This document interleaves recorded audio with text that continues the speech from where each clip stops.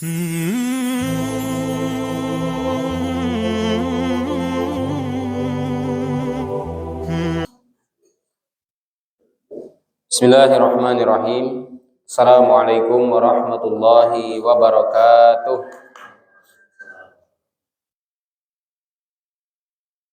Alhamdulillahirabbil alamin wa bihi nasta'inu ala umuri dunya waddin. Wassalatu wassalamu ala asyrafil anbiya'i wal mursalin nabiyyina Muhammadin wa ala alihi wa sahbihi ajma'in. Asyhadu an la ilaha illallah wahdahu la syarikalah wa asyhadu anna Muhammadan abduhu wa rasuluhu la nabiyya wa la rasula ba'dah. Qala Allah ta'ala fil Qur'anil Karim, a'udzu billahi minasyaitonir rajim. Bismillahirrahmanirrahim. Ya ayyuhalladzina amanu taqullaha haqqa tuqatih wa la tamutunna illa wa antum muslimun. Ittaqillaha haitsuma kunta wa atbi'i sayyi'atal hasanata tamhuha wa khaliqin nasa bi khuluqin hasanin. Subhanaka la ilma lana illa ma 'allamtana innaka antal alimul hakim. Allahumma la sahla illa ma ja'altahu sahla wa anta taj'alul hazna idza syi'ta sahla. Ma ba'd.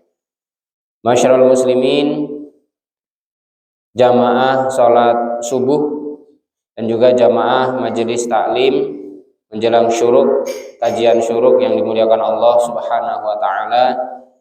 Pertama dan yang paling utama, marilah selalu kita panjatkan puja dan puji syukur kita kehadirat Allah Subhanahu wa taala, karena telah banyak sekali nikmat yang Allah limpah ruahkan, yang Allah curahkan kepada kita. Alhamdulillah, 2 hari ini di desa kita, di tempat kita, Allah Subhanahu wa taala turunkan hujan. Mudah-mudahan ini jawaban atas istighfar kita, jawaban atas permohonan ampun kita kepada Allah Subhanahu wa taala, sebagaimana yang diajarkan oleh Nabi Nuh alaihi salam kepada kaumnya. Ketika semua dosa-dosa dilakukan, ketika dosa-dosa itu dikumpulkan dan terakumulasi banyak sekali, maka sepantasnya bagi seorang hamba untuk meminta ampun, memohon ampun, kembali ke jalan Allah Subhanahu wa taala. Maka beliau menyerukan, faqultu astaghfiru rabbakum innahu kana ghaffara. Maka aku katakan, ya Allah, kepada kaumku, beristighfarlah kalian kepada Rabb kalian, kepada Allah Subhanahu wa taala, innahu kana ghaffara, karena sesungguhnya dialah Allah Subhanahu wa taala yang Maha Pengampun. Yursilis samaa 'alaikum midrara. Maka dampak positif atau keberuntungan buah dari istighfar kepada Allah Subhanahu wa taala, kemudian langsung Allah Subhanahu wa taala buktikan, yursilis samaa 'alaikum midrara, sehingga Allah Subhanahu wa taala turunkan hujan dengan sangat lebat. Ini adalah menjadi isyarat bahwasanya Allah Subhanahu wa taala memberikan kepada kita sebuah perantara, sebuah laluan agar kita ikhtiar dengan istighfar, baru kemudian Allah Subhanahu wa taala menurunkan hujannya dan sangat lebat, bahkan tidak tertahan lagi. Tidak ada satupun manusia yang mampu menahan bagaimana curah hujan tersebut. Alhamdulillah, untuk pagi hari ini dalam keadaan cerah, semuanya kita harus syukuri, karena bagaimanapun itu semuanya adalah atas kehendak dari Allah Subhanahu wa taala. Mudah-mudahan nikmat Allah akan kekal kepada kita semuanya sampai kita menutup mata, nikmat tersebut tidak dicabut oleh Allah Subhanahu wa taala. Amin, Allahumma amin. Jemaah dirahmati Allah Subhanahu wa taala, seperti biasa kita akan melanjutkan pengajian kita, yaitu materi tentang kitab Riyadhus Shalihin, atau kajian syuruk kita masih membahas kitab Riyadhus Shalihin, masuk kepada hadis yang ke-6. Kemarin kita sudah menyelesaikan, yaitu dari hadis ke-5 tentang Yazid bin Ma'an, ya. Kemudian selanjutnya hadis yang ke-6, wa'an ibni Ishaq, wa'an abi Ishaq Sa'ad bin Abi Waqqas. Ini maksudnya adalah sahabat Sa'ad bin Abi Waqqas, ya. Nama kunyahnya di sini Abu Ishaq. Padahal sebenarnya anaknya itu cuman perempuan. Jadi ngapa jadi Abu Ishaq, ya. Bahwa Sa'ad bin Abi Waqqas, Malik bin Uhaib bin Abdi Manaf bin Zuhrah bin Kilab bin Murrah bin Ka'ab bin Lu'ay al-Qurasyi az-Zuhri radhiyallahu anhu ahadil asyaratil al-masyhudi lahum bil jannah. Jadi Sa'ad bin Abi Waqqas ini adalah salah satu di antara 10 sahabat yang dipercepat masuk ke dalam surga, atau yang masuk ke dalam surga tanpa dihisab oleh Allah Subhanahu wa taala. Karena apa? Sudah cukup hisabnya.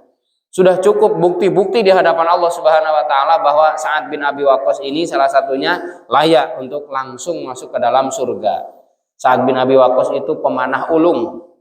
Jadi kalau beliau itu manah, itu insya Allah jarang meleset. Bahkan bisa dikatakan tidak pernah meleset. Kalau sekarang penembak jitu, Bapak Ibu sekalian. Inilah Sa'ad bin Abi Waqqas radhiyallahu anhu. Qala ja'ani Rasulullah sallallahu alaihi wasallam yaumul ni'am hajjatil wada min wajah ishtaddabi. Rasulullah sallallahu alaihi wasallam mendatangiku ketika haji wada, ya. Nabi Shallallahu Alaihi Wasallam menjengukku ketika tahun haji wada, ketika aku dalam keadaan sakit keras. Jadi saat Abi Waqqas mengalami sakit, ya, dan dijenguk oleh Nabi Shallallahu Alaihi Wasallam. Fakultu ya Rasulullah, kemudian aku bertanya kepada Rasulullah Shallallahu Alaihi Wasallam. Inni qad balagha bi minal waja'i ma tara, sesungguhnya aku sudah dalam keadaan sakit keras seperti ini sebagaimana yang engkau lihat. Wa anna dzumalin wa la yarithuni illa ibnatun li, dan aku ini adalah orang yang punya harta. Jadi Sa'ad bin Abi Waqqas ini adalah dari sekian banyaknya para sahabat, termasuk beliau ini adalah seorang hartawan. Karena sebenarnya para sahabat ini mereka itu adalah orang-orang yang memiliki harta yang banyak, akan tetapi terkadang banyak yang jatuh miskin karena fisabilillah, karena memang mereka gunakan hartanya itu untuk berjuang di jalan Allah Subhanahu wa taala. Nah, termasuk ini yang sahabat kaya ini adalah Sa'ad bin Abi Waqqas, sedangkan aku hanya memiliki satu anak. Kata beliau gitu. Sedangkan aku hanya memiliki seorang anak perempuan, anak tunggal. Oh, ini kalau anak-anak zaman sekarang dipacarin kemudian dinikahin gitu ya, karena apa? Anak tunggal, harta warisannya banyak gitu, dimanfaatkan gitu ya. Meskipun kalau memang misalkan dia ini adalah pemuda yang soleh, ya nggak masalah, berarti memang bagi dia adalah bonus dari Allah Subhanahu wa taala. Dia mendapatkan keberuntungan yang besar, tentunya diarahkan istrinya. Afa atasaddaqu bi thulutsai mali, apakah aku wariskan 2/3 hartaku wahai Rasul, gitu kata saat ini tadi. Qala la, jangan, kata Nabi. Kemudian Nabi SAW bersabda, beliau menjawab, gak usah, jangan, gak boleh gitu. Kemudian qultu fasyatru ya Rasulullah, apa separuhnya? Maka kemudian kata Nabi SAW, la, jangan, ya gitu ya. Fakultu fathuluthu ya Rasulullah, apakah sepertiganya? Maka kata Nabi Shallallahu Alaihi Wasallam, fakola athuluth wa thuluthu kathir, ya sepertiga, dan sepertiga itu sudah banyak. Kata beliau gitu. Jadi sepertiga dan sepertiga itu sudah banyak. Au kabir, innaka antadhar warathataka aghniya khairun min antadarahum alatan yatakaffafuna nas. Sesungguhnya lebih baik kamu itu tinggalkan keluargamu, tinggalkan anakmu dalam keadaan berkecukupan, daripada mereka nanti sepeninggalmu meminta-minta di hadapan manusia. Artinya Islam ini juga proporsional. Islam juga sangat adil, Bapak Ibu sekalian. Tidak kemudian serta-merta karena memang ada anjuran sedekah sehingga kemudian semuanya disedekahkan. Itu Abu Bakar dan juga keimanannya yang hebat. Sulit untuk kita menandingi Abu Bakar. Jangankan kita, Umar bin Khattab saja nggak bisa menandingi kehebatan Abu Bakar di dalam berinfak. Apalagi namanya juga Abu Bakar. Padahal namanya itu adalah Abdullah ya sebenarnya ya. Abdullah bin Abu Quhafah. Tapi dijuluki Abu Bakar karena apa? Orang yang selalu bergegas untuk kebaikan. Makanya sama Nabi dikasih lakob. Lakob itu julukan sebagai Abu Bakrin, orang yang bergegas. Bakar itu kan bergegas. Nah, seperti kita ini adalah orang-orang yang bergegas untuk sholat subuh, kemudian untuk melaksanakan ibadah, yaitu dari pagi hari, mubakiron gitu ya. Itu namanya bakar, itu adalah berpagi-pagi. Nah, seperti itu contohnya bagaimana Rasulullah Shallallahu Alaihi Wasallam mencontohkan kepada kita semuanya melalui pertanyaan dari sahabat tadi. Lebih baik kamu itu tinggalkan ahli warismu dalam keadaan mereka berkecukupan daripada harus meminta-minta ketika sepeninggal kamu. Karena apa? Kamu jor-joran sedekah, infak, akan tetapi keluarga tidak diurusi. Juga kendati pun seperti itu ya tidak boleh juga kemudian kita pelit, tidak mau sedekah, tidak mau infak, apalagi menahan zakatnya. Termasuk sebab dari Allah Subhanahu wa taala menahan hujan dari langit itu adalah salah satunya banyak sekali orang yang tidak membayar zakat. Itu Nabi SAW sudah menyampaikan demikian. Jadi pertengahan, adil. Untuk keluarga tetap kita cukupi, dan untuk orang lain kita tidak boleh pelit atau selalu benar-benar memberikan yang terbaik bagi mereka, orang-orang yang membutuhkan.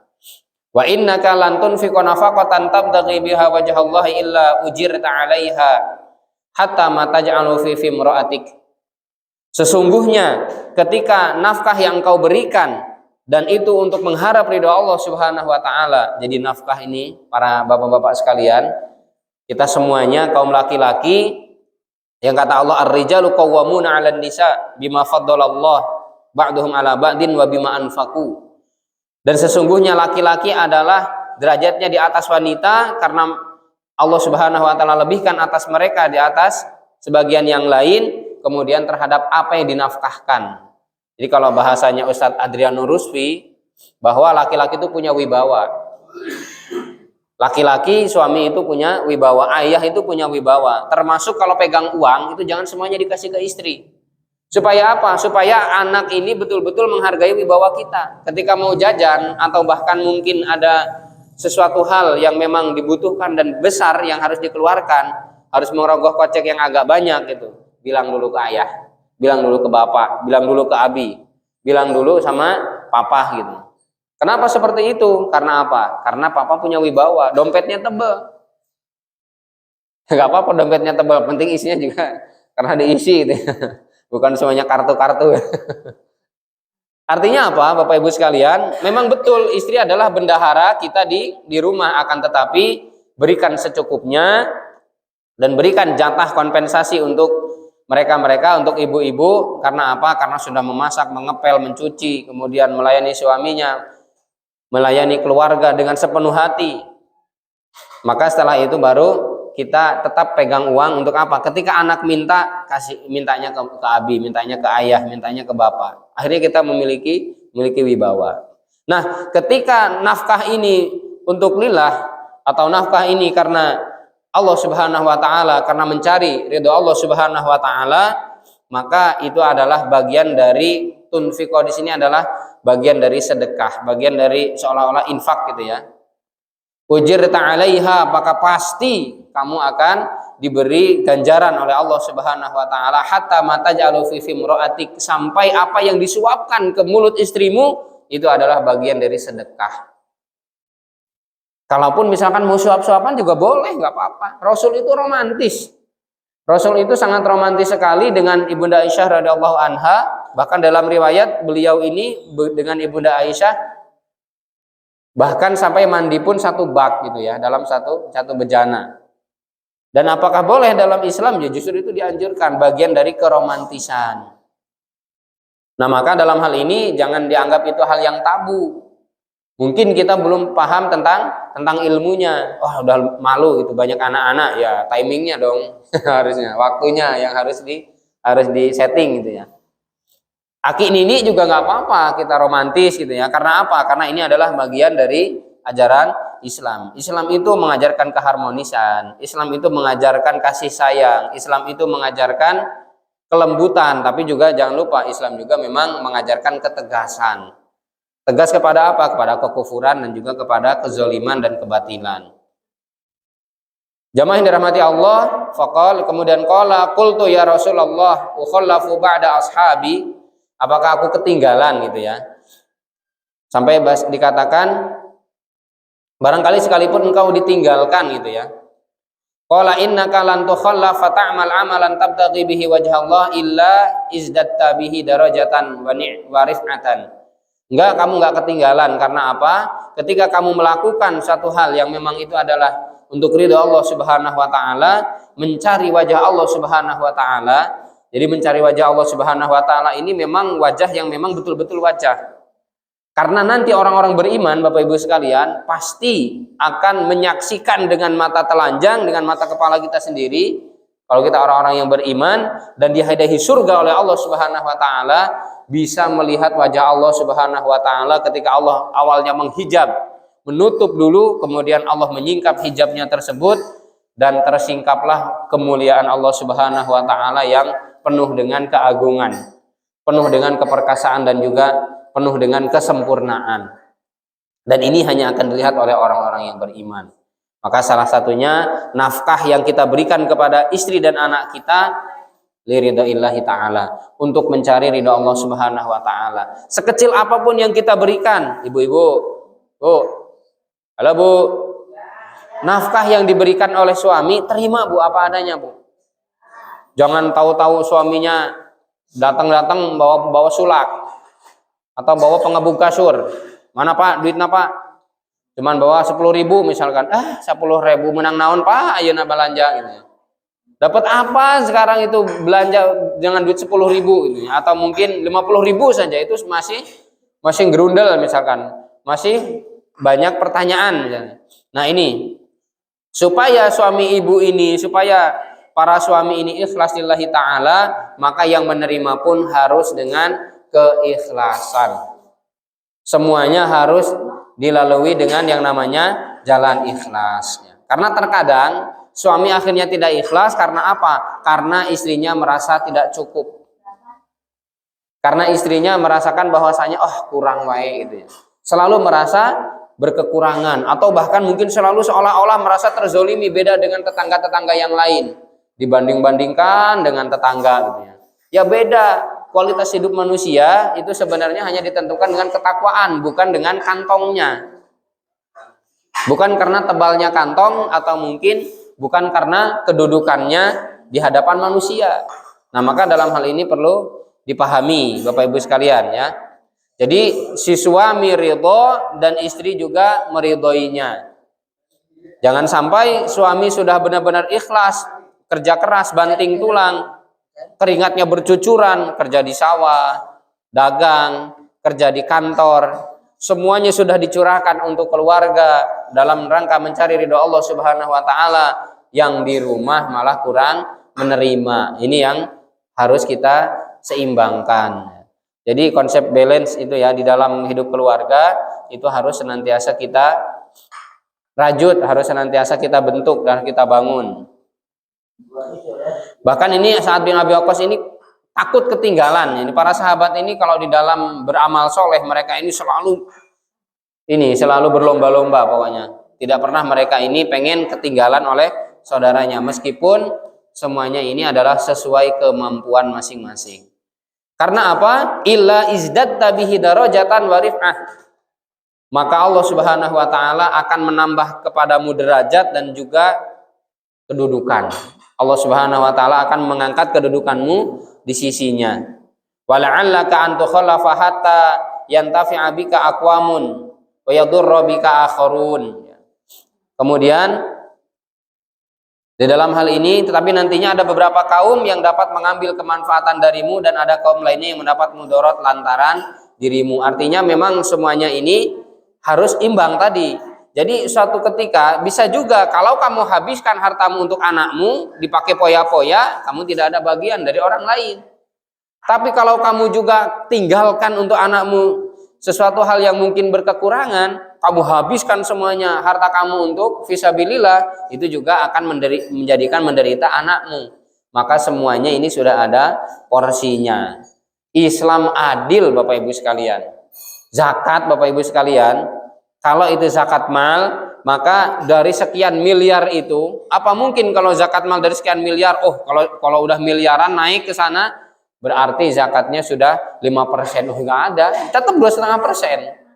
Tetap 2,5%. Baik dia yang masuk nisab misalkan, dia sudah, kalau sekarang kan 85 gram emas, entah berapa ya sekarang di ini kan ya. dikurskan atau mungkin dirupiahkan itu 85 gram emas berapa, ya sekian nominalnya, ya tetap 2,5%. Naik lagi 100 juta misalkan, naik lagi 200 juta dalam 1 tahun, dalam haulnya selesai itu dia mendapatkan untung segitu, kemudian pokoknya uangnya itu ada senilai itu, sudah dipotong utang dan kemudian yang lainnya. Mau 1 miliar, 2 miliar, mau 1 triliun, tetap saja 2,5% zakatnya. Dan ini adalah keadilan Allah Subhanahu wa taala. Supaya apa? Supaya ada bahasa tidak menzolimi orang kaya dan juga tidak menzolimi orang miskin. Itu Islam masih perhatian sekali dengan hal tersebut. Tidak sebagaimana orang-orang kapitalis.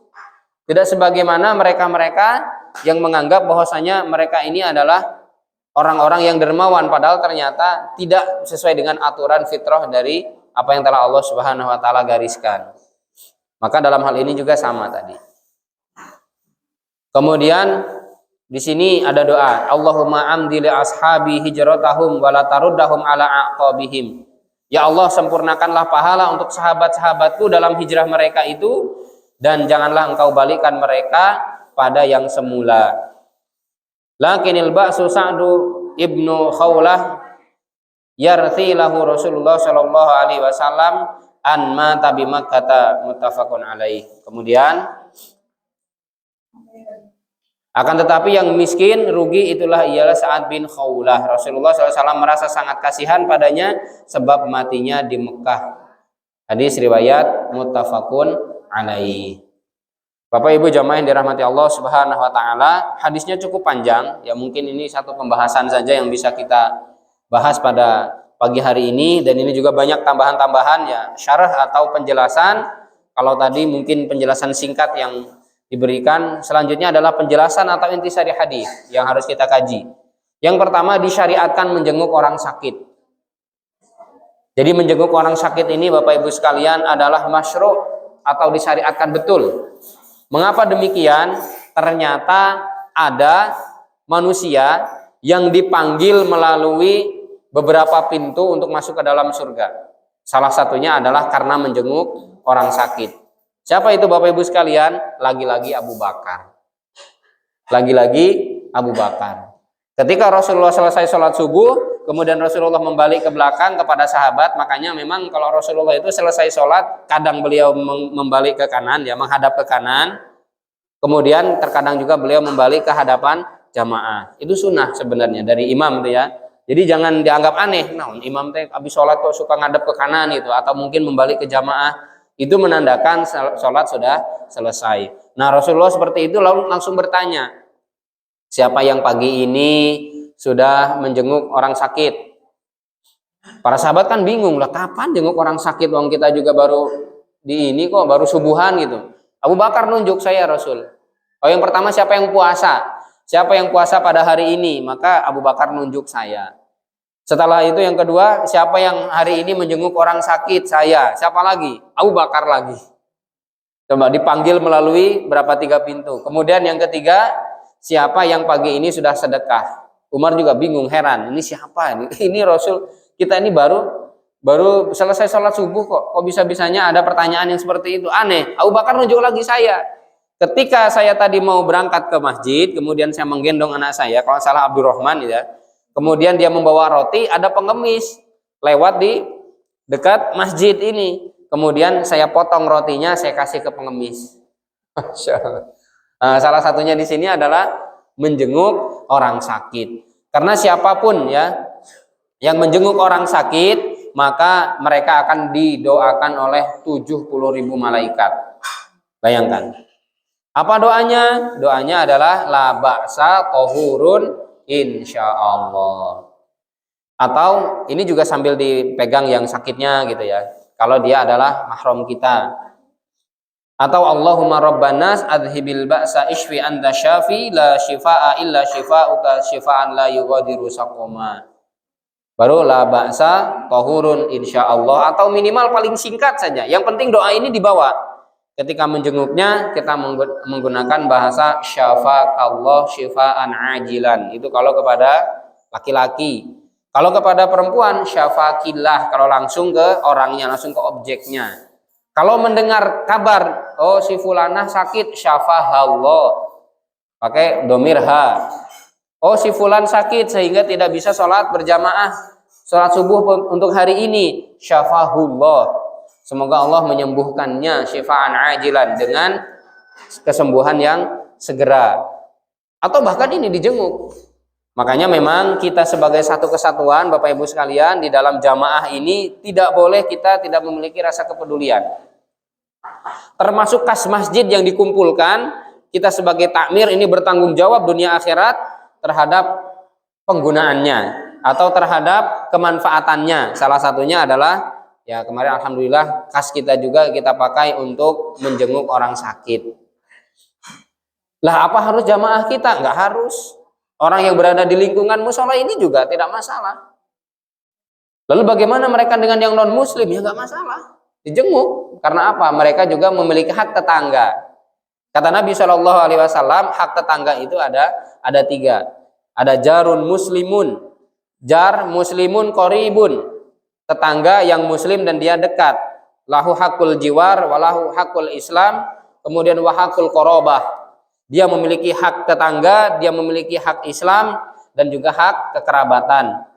Jarun muslimun, hanya jar tetangga atau tetangga muslim saja. Lahu hakul jiwar, wahakul islam.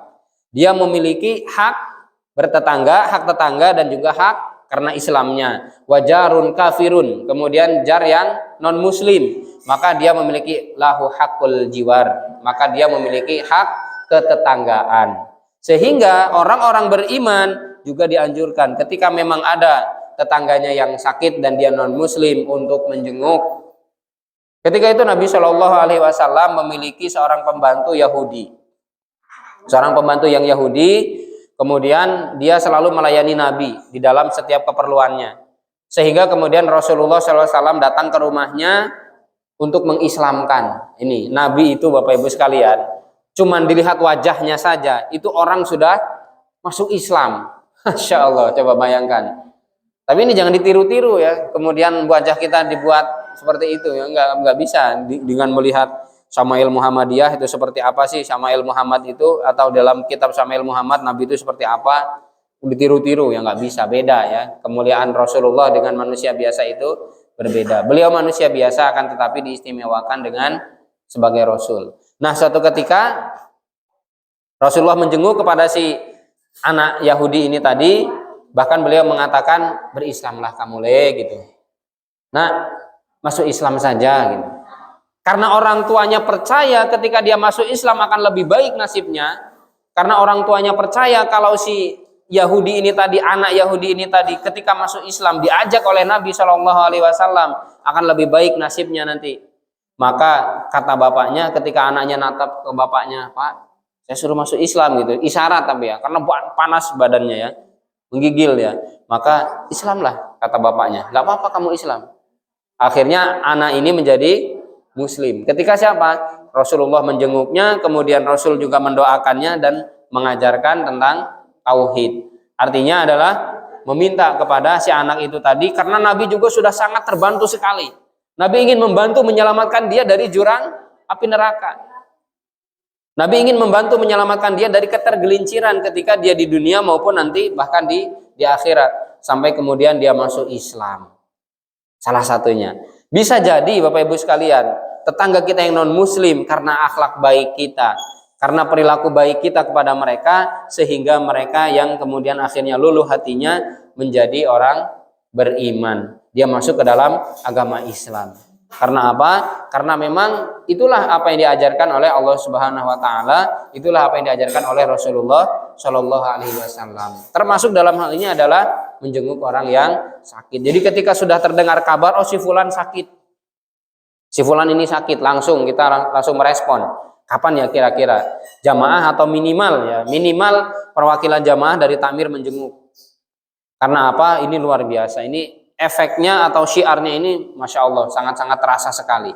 Bagaimana kepedulian rumah ibadah ini, bagaimana kepedulian musola ini, bagaimana kepedulian masjid ini untuk umat yang ada di sekeliling kita. Karena mohon maaf, takmir itu sudah disampaikan kemarin bukan penguasa masjid. Takmir itu pelayan umat. Takmir itu yang harus betul-betul memberikan pelayanan servis yang baik untuk umat yang ada di sekeliling ini tadi. Bapak Ibu jamaah yang dirahmati Allah Subhanahu wa taala, yang kedua, kewajiban infak terhadap orang yang menjadi tanggungannya untuk dinafkahi. Motivasi untuk berbuat ikhlas dalam melakukan hal tersebut. Tadi sudah disampaikan ya. Maka nafkah ini harus selalu diberikan. Nafkah itu tidak hanya sebatas nafkah batin, akan tetapi nafkah lahir berupa uang, akan wakiswatuhunna bil ma'ruf, dan berilah kepada mereka pakaian yang layak. Yang layak itu bukan kemudian harus mahal, tidak harus. Ibu-ibu jangan kemudian mengartikan di ayat ini tuh Pak, pakaian yang layak, kahayangna harga 500 ribuan, bapaknya gajian sebulan 300 misalkan, apalagi nggak nentu. Ya tuh boncos. buat bawang aja sudah mahal, buat cabai sudah mahal, apalagi buat bumbu-bumbu, buat bumbon ya kalau bahasa kita. Itu sudah mungkin sudah mau habis. Ini pengen gamis harga 500-an, ya tahan. Yang penting pakai gamis, yang penting syar'i, itu sudah sangat-sangat hebat, sudah bagus ya. Dan ini adalah bagian dari tanggung jawab si laki-laki. Nah, maka dalam hal ini ada kewajiban infak ya. Terkadang orang itu jor-joran infak di luar, akan tetapi keluarganya tidak diperhatikan. Salah ya, seperti ini. Karena apa? Karena tanggung jawab pertama yang akan dipikul oleh kepala keluarga, yang dipikul oleh suami, itu adalah istri dan anaknya, bukan orang lain. Kemudian kalau laki-laki termasuk adalah dia harus ya, bisa sangat berbagi kepada siapa? Kepada ibunya. Kepada ibunya. Kalau anak laki-laki masih tetap ada yang namanya sebuah kewajiban ya, atau sebuah hal yang sangat dianjurkan oleh Islam, yaitu untuk perhatian sekali kepada ibunya atau kepada orang tuanya lah intinya ya. Orang yang meninggalkan sedikit harta, yang nomor 3, maka sebaiknya ia tidak melakukan wasiat dan menyisakan hartanya untuk para ahli warisnya. Sedangkan orang yang meninggalkan harta yang banyak, maka ia boleh melakukan wasiat sepertiga hartanya atau kurang dari harta itu. Ya bisa jadi nanti mungkin hutangnya belum lunas. Maka dalam hal ini, ya wasiat juga sebenarnya tidak boleh kepada ahli waris. La wasiata liwarithin. Tidak ada wasiat yang diberikan kepada ahli waris. Kepada siapa? Kepada orang lain. Ya bapak teh bahasa eta pernah wasiat, nulis wasiat ya Kak. Temannya misalkan ya, teman akrabnya, atau mungkin intinya bukan ahli waris lah, yang bukan ahli waris. Karena apa? Dia khawatirkan kalau itu kepada ahli waris terjadi ghil. Buding kur ka maneh ngomongna. Nah, itu bahasanya. Kok cuman sama kamu ngomongnya? Enggak sama saya? Wah, ini berarti enggak adil ini Bapak nih. Nah, akhirnya sampai kepada sebuah pertengkaran, sampai sebuah permusuhan, naudzubillah min dzalik. Padahal sampai akhirnya ujung-ujungnya silaturahmi terputus, sehingga ancaman Nabi la yadkhulul jannata qati'un. Tidak akan pernah masuk surga orang yang memutus tali silaturahim. Siapa mereka? Gara-gara warisan, gara-gara tanah yang mungkin berapa petak saja, gara-gara mungkin warung, gara-gara rumah, akhirnya kakak adik tidak tegur sapa. Ya enggak, Bu? Bisa jadi seperti itu. Gara-gara sama keponakan tidak tegur sapa gitu. Atau bahkan ini lebih mirisnya kakak adik atau mungkin ibu tidak dihargai oleh anaknya. Gara-gara apa? Dianggap tidak adil. Ya tadi karena wasiatnya kepada ahli waris. Makanya wasiatnya kepada orang lain kalau memang mau ada wasiat gitu ya. Nah, jamaah yang dirahmati Allah, saya tambahkan dari syarah yang lain ya. Ini dari syarahnya Syekh Utsaimin. Di sini dikatakan poin yang keempat berarti ya. Orang yang sedang sakit parah tidak boleh bersedekah lebih dari sepertiganya. Ya, jadi orang yang sedang sakit parah tidak boleh bersedekah lebih dari sepertiganya. Jadi kalau kita merasa memiliki harta banyak, memiliki aset yang besar, memiliki aset yang banyak, jadi harta itu kan tidak melulu uang yang ada di dompet, yang ada di ATM. Bisa jadi mungkin punya aset tanah, punya aset toko ya. Kemudian dengan isi-isinya, termasuk di dalamnya adalah gedung yang mana disewakan, itu aset kan, bagian dari aset yang harta yang mati lah intinya. Atau mungkin punya kolam-kolam banyak gitu ya. Nah, itu termasuk juga. Maka kalau dia sedang sakit parah tidak boleh bersedekah lebih dari sepertiganya, namun ketika sehat maka bebas saja sekehendaknya kecuali seluruhnya. Nggak boleh seluruhnya, karena apa? Harus ada yang ditinggalkan untuk anak-anaknya. Apalagi anak-anaknya banyak, apalagi anak-anaknya itu lebih dari satu. Yang satu saja tadi Rasul memberikan teguran, kalau cuma satu udahlah pokoknya habisin aja semuanya untuk anaknya gitu ya. Ternyata nggak boleh juga, harus dibagi-bagi. Padahal kan kalau cuma satu mau dibagi ke siapa, kan gitu ya. Logikanya kan seperti itu. Saya nggak punya anak lagi kok, ya sudahlah semuanya diberikan kepada dia. Satu, memang menghindari yang namanya perbuatan tabzir. Satu adalah menghindari perbuatan boros. Kemudian yang kedua, Allah Subhanahu wa taala ingin mengajarkan melalui Rasulullah Shallallahu alaihi wasallam bahwa Islam itu tidak pelit. Islam itu peduli kepada sesama. Islam itu peduli kepada kanan kiri. Islam sangat peduli kepada saudaranya yang lain. Al muslimu akhul muslim. Dan bahkan Rasul Shallallahu alaihi wasallam itu beliau pernah menyampaikan, tidak layak bagi seseorang dan dia tidak dianggap beriman ketika dia dalam keadaan kenyang sedangkan wajaruhu ja'i', sedangkan tetangganya kelaparan. Bayangkan, tidak dianggap beriman Bapak Ibu sekalian, seseorang yang mungkin bala kecelakaan kalau bahasa kita, makan yuk wal ternyata tetangganya kelaparan, naudzubillah. Itu imannya tidak dianggap oleh Nabi Shallallahu alaihi wasallam. Artinya adalah memang betul-betul dia nggak punya perasaan gitu, intinya seperti itu. Nah, maka dalam hal ini juga ada porsi, ya, ada porsi yang memang perlu untuk kita pahami tadi yang sudah disampaikan. Yang kelima, wasiat kurang dari sepertiga lebih afdol, ya. Jadi mewasiatkan harta kita yang kurang dari sepertiga adalah lebih afdol. Yang keenam, bersedekah kepada kerabat lebih baik daripada kepada orang lain. Perhatikan kerabat kita dulu. Sedekah sama orang tua boleh atau tidak? Ya sangat boleh. Justru itu yang dianjurkan. Kemudian setelah dari orang tua kepada siapa? Kepada kakek nenek, ya. Kepada kakek nenek. Ayah aki Allah, insyaallah. Ayah nini, insyaallah. Berarti kepada bapaknya, kepada ibunya. Setelah itu ibunya merasa cukup karena mungkin kita juga dihidupi oleh orang tua misalkan, kemudian kita sukses, ya nggak apa-apa kita sedekah lagi, nggak masalah. Tapi perhatikan yang lebih utama siapa? Oh ternyata kakak kita mungkin kurang beruntung, bukan kurang beruntung ya, dalam keadaan miskin lah intinya. Semuanya beruntung insya Allah sesuai dengan kadar masing-masing. Atau mungkin ekonominya lemah, maka dibantu. Jangan kalah dengan orang-orang non-muslim. Kabarnya gitu ya, kabarnya kalau orang-orang Cina itu bahkan mereka saling membantu ya, saling menopang. Jadi satu bisnis sudah maju, kemudian nanti ditopang oleh keluarga yang lain. Nah kalau kita, bahkan kita ini adalah orang-orang beriman, orang-orang muslim, terkadang sesama keluarga saja itu main saing-saingan. Bukan malah saling support, saling mendukung, malah saling menjatuhkan. Nah ini yang sangat fatal. Karena apa? Karena ternyata konsep imannya tidak dipakai padahal orang beriman. Nah, ini yang sangat mengkhawatirkan. Maka dalam hal ini kita harus perhatian dulu kepada kerabat terdekat ya tadi. Apalagi dia tetangga, berarti dia memiliki hak tetangga, hak sebagai muslim, hak sebagai kerabat. Ketika dia kaya sedangkan kerabatnya itu miskin, tidak peduli kepada kemiskinan si keluarganya tadi, si kerabatnya itu tadi, dosa dia. Dosa. Mengapa demikian? Karena dia tidak peduli kepada saudaranya sendiri, bahkan sedarah. Nah, kudu mah bantuan batur, wingge hese gitu ya.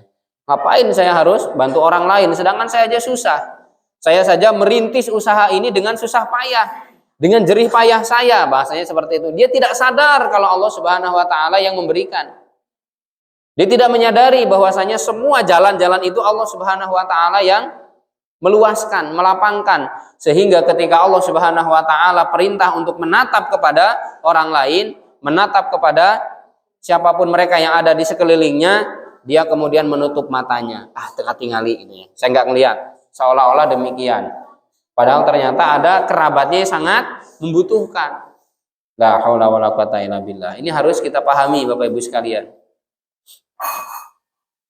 Yang ketujuh, penghuni surga akan melihat Allah Subhanahu wa taala dengan jelas. Tadi sudah disampaikan ya di awal. Kemudian nafkah yang diberikan kepada keluarga menjadi sedekah baginya.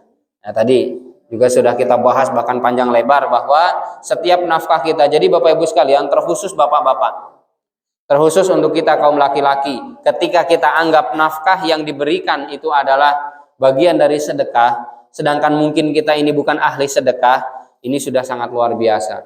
Allah wakilkan dengan apa yang kita masukkan kepada mulut istri kita, kepada anak kita, yang kita suapkan kepada mereka-mereka semuanya. Ini adalah mewakili sedekah kita selain mungkin sholat duha. Karena kan ada yang mewakili sedekah dari 360 persendian yang ada di dalam tubuh kita, maka Nabi SAW mengabarkan diganti dengan 2 rakaat sholat duha. Rutin sholat duhanya, nafkah kepada keluarga bagus, sedekah juga rajin, Masya Allah. Ini luar biasa, ini kepala keluarga yang jempolan yang seperti itu. Maka ini yang perlu kita support, kita dukung, harus kita tiru ya. Bapak Ibu jamaah yang dirahmati Allah Subhanahu wa taala, dari satu hadis ini memberikan pelajaran kepada kita bahwa kepedulian kita itu bukan hanya kepada diri sendiri. Akan tetapi kepedulian kita juga Allah Subhanahu wa taala anjurkan, yaitu kepada orang lain. Suruknya berapa sih? Kayaknya lewat berapa? Lewat 45 ya. Ini sejam setengah dari inilah. Ya. 23 malah ya. Berarti udah masuk ya. Bapak Ibu jamaah yang dirahmati Allah Subhanahu wa taala, alhamdulillah satu hadis sudah kita selesaikan. Hadis tadi diriwayatkan dengan riwayat yang sahih ya. Hadis muttafaqun alaih atau hadis Bukhari dan Muslim. Mudah-mudahan memberikan manfaat kepada kita, karena memang kita tidak tahu bagaimana dari akhir kehidupan kita, atau sakit, atau mungkin seperti apa, atau dalam keadaan sehat.